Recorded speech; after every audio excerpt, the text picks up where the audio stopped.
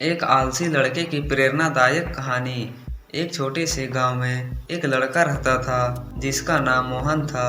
मोहन को बहुत ज्यादा सोने की आदत थी और वह हमेशा आलसी रहता था। घर वाले उसे काम करने के लिए कहते, लेकिन वह हमेशा बहाने बना देता और कहता, कल कर लूंगा, आज नहीं, फिर कभी, मुझे आराम की जरूरत है। गांव में उसकी यह आलसी आदतें प्रसिद्ध हो गई थी।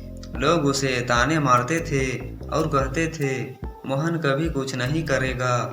एक दिन गांव में साधु बाबा आए। वे बहुत बुद्धिमान और शांत स्वभाव के थे। उन्होंने गांव में घूम घूम कर लोगों से बातें की और मोहन के बारे में भी सुना। एक दिन बाबा मोहन के घर पहुंचे और उससे कहा, तुम अपने जीवन में क्या बनना चाहते हो? मोहन थोड़ी देर चुप रहा और फिर बोला, मैं कुछ नहीं करना चाहता, मुझे आराम पसंद है।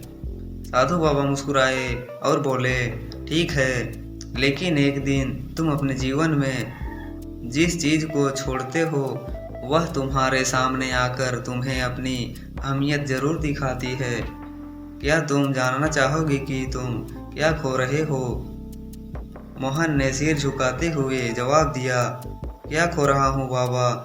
बाबा ने कहा, तुमने मेहनत को छोड़ दिया है, तुमने अपने सपनों को त्याग दिया है।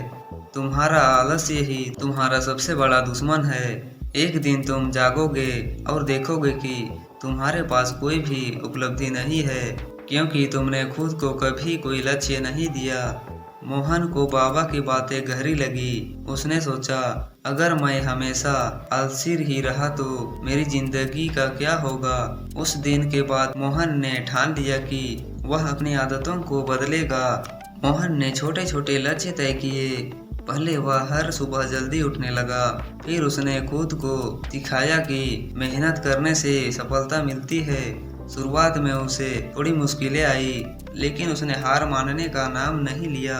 धीरे धीरे उसका आत्मविश्वास बढ़ा और उसने कड़ी मेहनत से पढ़ाई, काम और रोजमर्रा के कामों में प्रगति की। कुछ महीने बाद मोहन ने गांव के सबसे बड़े पुरस्कार को जीत लिया और सभी ने उसकी मेहनत और बदलाव को सहारा। अब वही लड़का था जो कभी आलसी हुआ करता था, लेकिन अब उसके पास अपनी मेहनत और सफलता की कहानी थी। इस कहानी से हमें यह सीख मिलती है कि आलस्य हमारी सबसे बड़ी कमजोरी है, लेकिन मेहनत और आत्मविश्वास से हम किसी भी मुश्किल को पार कर सकते हैं। अगर हम अपनी आदतें बदले और कड़ी मेहनत करें तो कोई भी सपना असंभव नहीं होता।